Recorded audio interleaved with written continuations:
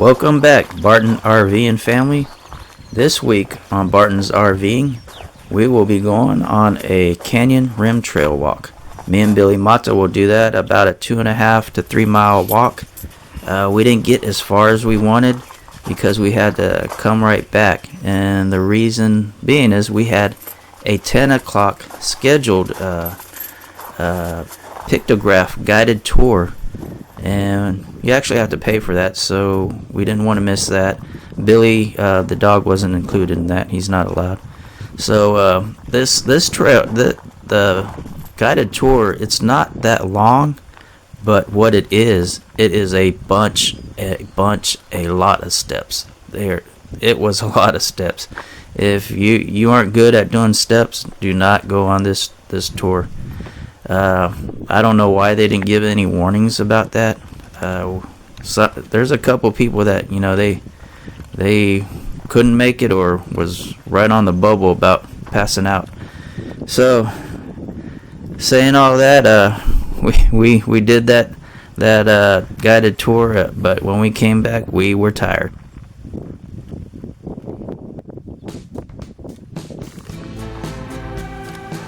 Billy and I wake up at the crack of dawn to see how far we could get on this canyon rim trail. It is a very strenuous trail, so I don't think we're going to get that far. And in fact, we want to make it up to the fifth point of interest, which is Presa Canyon Overlook. It's a scenic overlook over Presa Canyon, but unfortunately we didn't make it. But we do get to go to the number 3 and 4 points of interest, which is the railroad bed crossing and the bridge to the pass. So enjoy the view.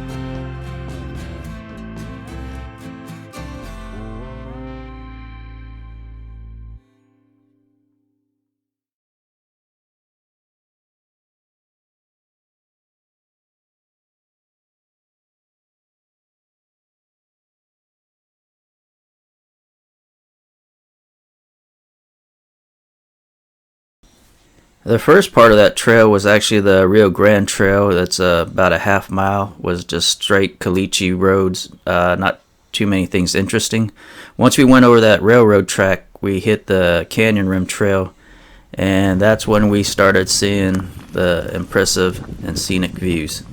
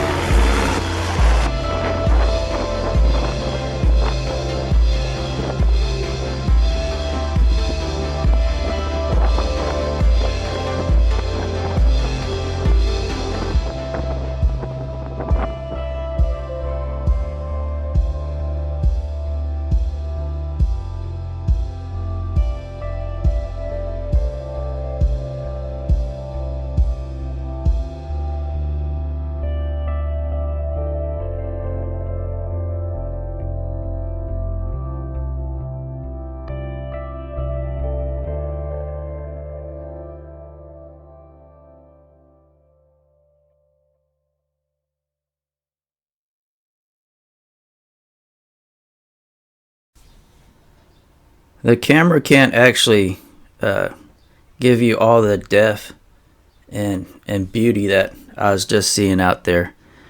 It can't really, to me, after I rewatched this, you can't tell how high we are and how steep these cliffs are. A couple of times I got kind of a little wobbly legged. Maybe my fear of heights kicked in a little bit, because some of these cliffs and canyons were real high. I mean, it was straight up, and then the wind was howling and blowing, and I was trying to hold on to Billy, and there wasn't it seemed like there wasn't a lot of sure footing up there. So I did actually get scared a couple times getting close to some of those cliffs. But I just don't think the camera just couldn't catch the beauty and everything, and then the height out there. It's something you have to go out there and experience yourself.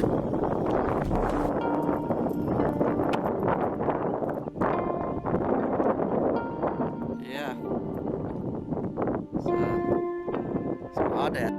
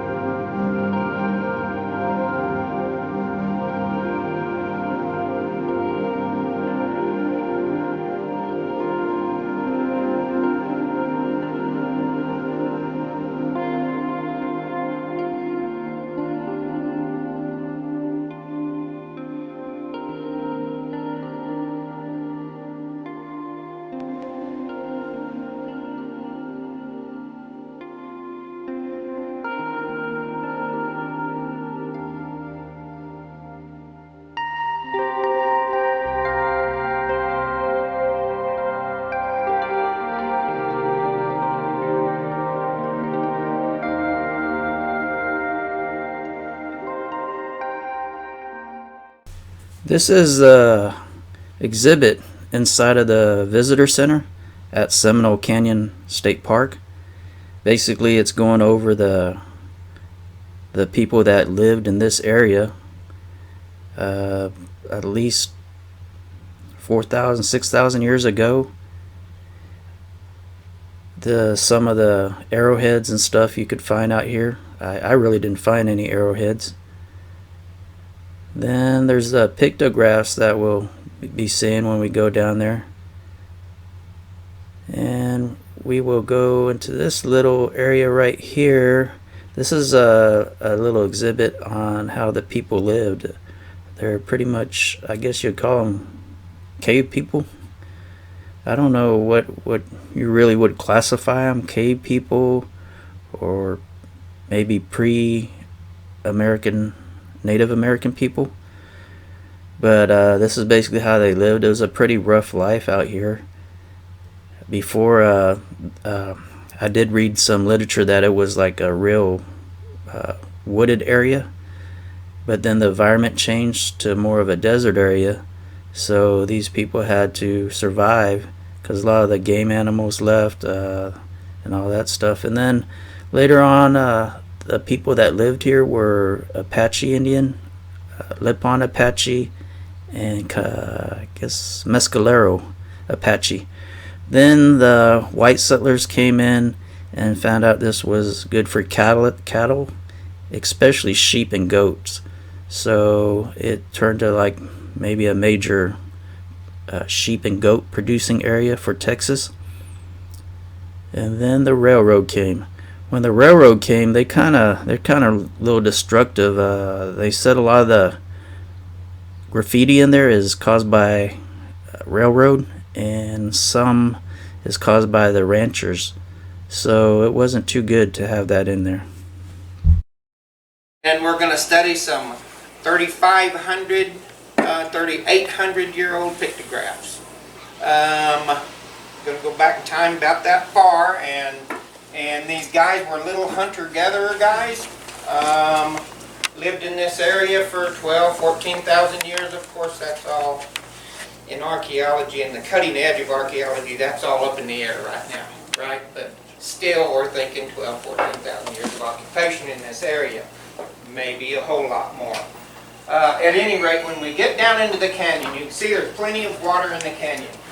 Where that water stands on this limestone floor, it just is super slick. Your feet will just shoot right up from under you. Please stay out of the water. Of course, everything out here, every rock, every crevice has snakes and scorpions and all kinds of stuff that bites, so watch out where you stick your hands, all that kind of stuff. Everybody will be fine. Don't stick your hands anywhere. If you come out here at night and you do that on purpose, you turn every rock you turn over has got something you've never seen in your whole life, right? Unless you're an insectologist. A bugger. Or some kind of biologist. Feel free to ask any questions. Well, we've got a pretty good crew here today, so we need to kind of stick together. Back in the old days when people had bees, all the North Dakota, South Dakota guys bring their bees down with the heel bloom. It makes a very desirable type of honey, clear evidently clear is. This is a piece of art by a guy named Bill Worrell. Heck of a character. He died a few months ago, but he left plenty of these right here to be seen around the whole United States. Sedona, Arizona, in pictographs. Siberia has a lot of that, simply symbolizing the light of the soul. How about the deer horns? Mythologically, symbolically, deer horns.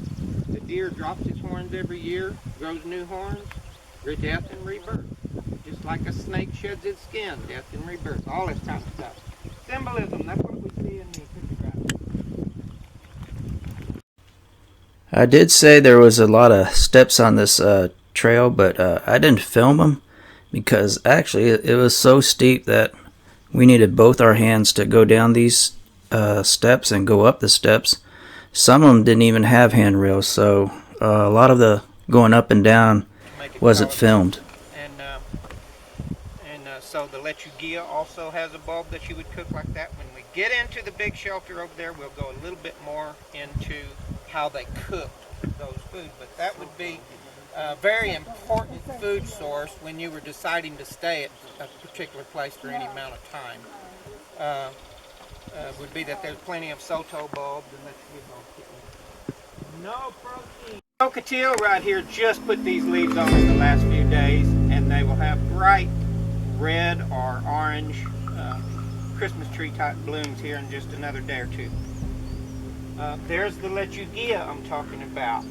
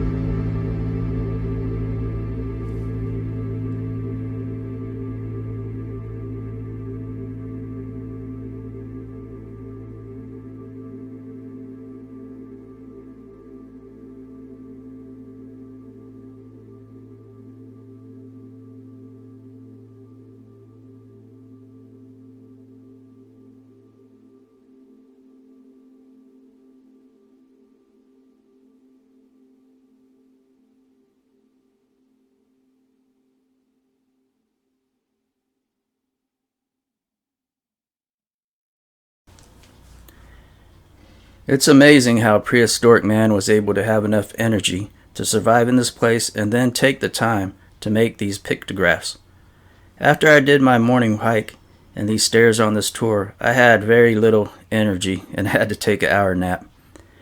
Now for some of the history, the first Europeans to set their eyes on these pictographs was Gaspar Castaño de Sosa in 1590, and then the first American was a U.S. Army Lieutenant Nathaniel, I think it's called pronounced Mickler, in 1851 was the first American to view it.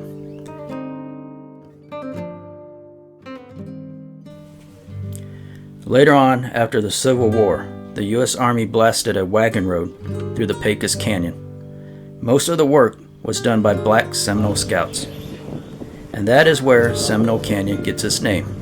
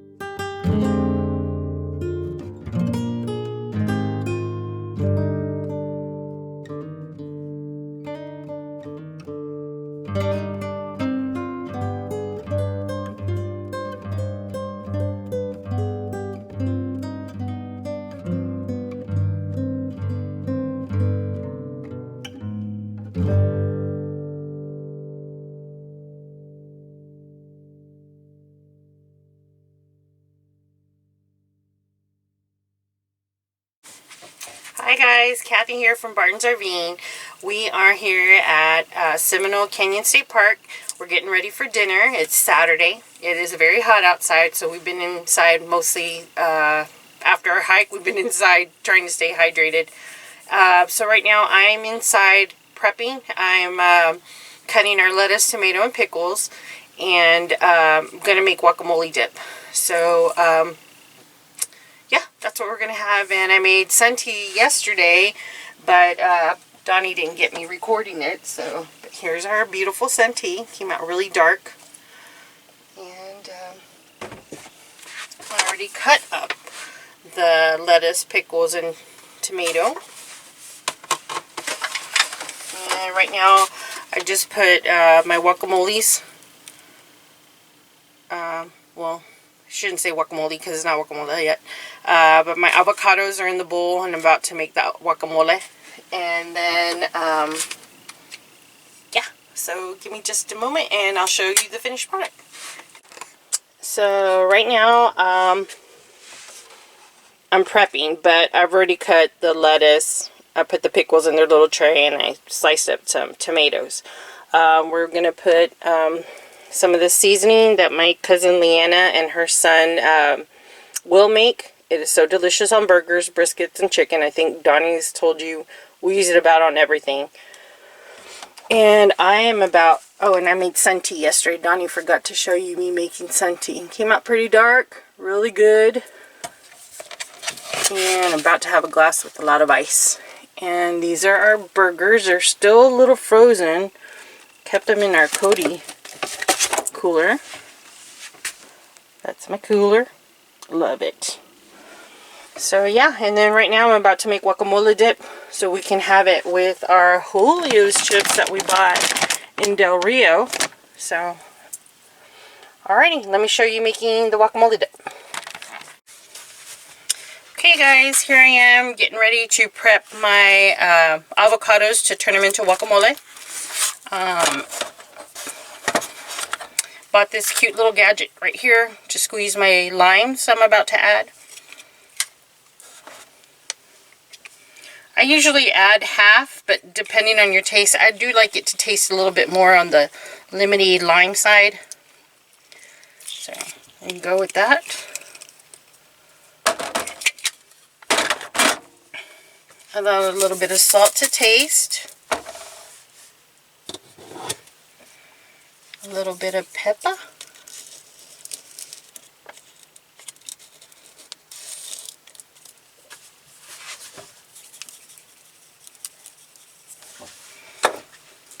And we're just going to mush it around real good.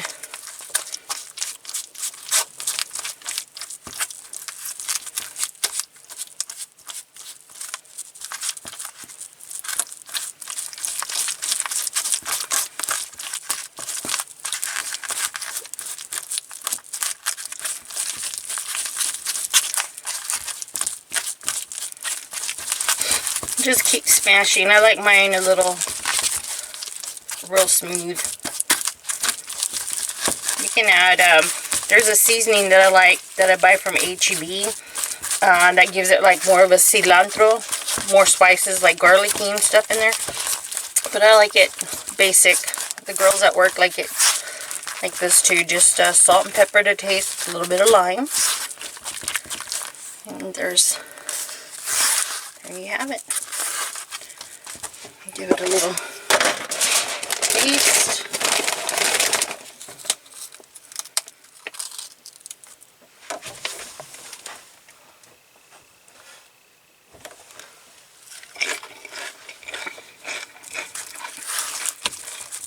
Very good.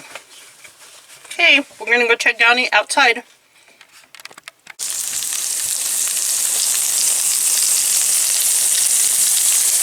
Okay, we're at Seminole Canyon Park. We're cooking up some burgers. And the wind stopped blowing for a while, so I guess we could check that.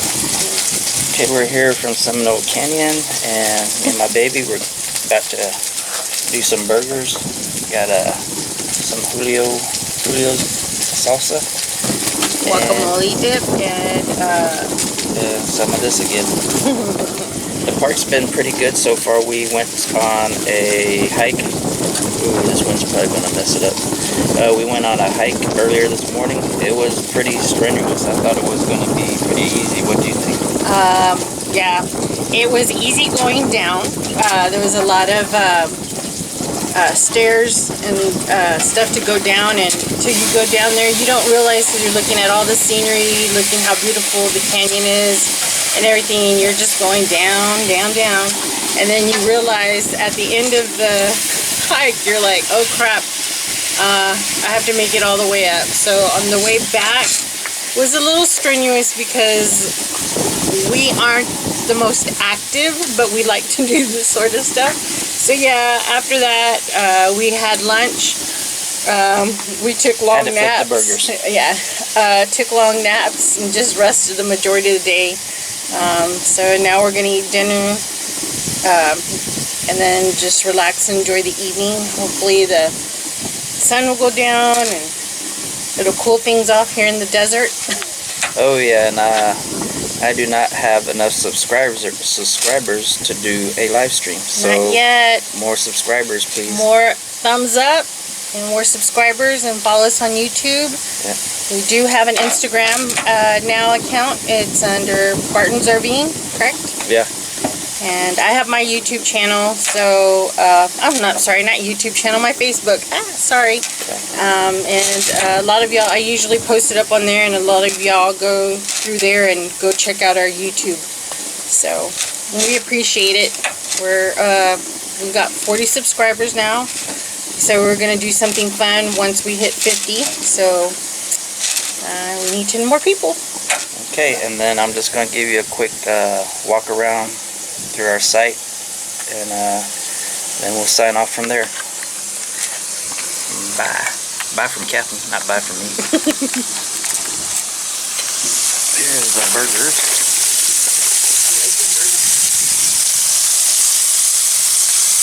The burgers on the Blackstone. And this is our site over there. You can see Billy. Earlier today I saw this huge snake. I don't know where it went. It's actually over there somewhere, in between that trailer and us, that Sunseeker. And what happened is I didn't notice it until a mockingbird. I saw a mockingbird that kept flying up and down, and it was actually scaring it off. So mockingbirds are good. And here's Billy Mata. He's waiting for his burger. Me and him did a 2.5 mile hike earlier this morning. It was pretty bad. I'm tired. He's not. Here's the site over here. Here's where we're parked.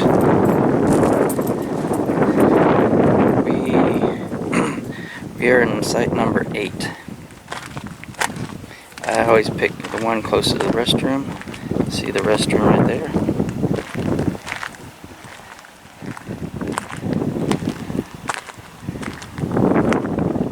And there's a dump site right here. And there's the trash cans right there.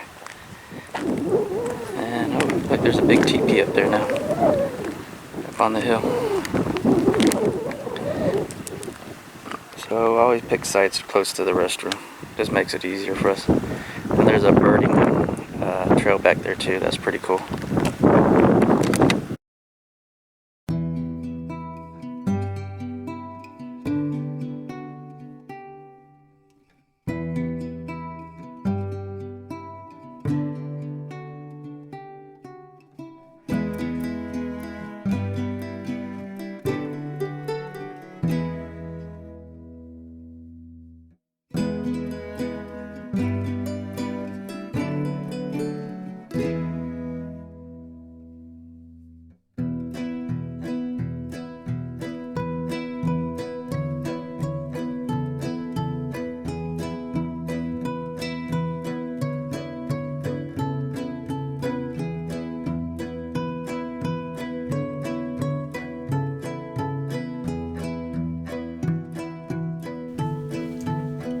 As I sit here in my new backyard enjoying my IPA, watching the wildlife of the desert and looking into the West Texas horizon, I see some clouds coming.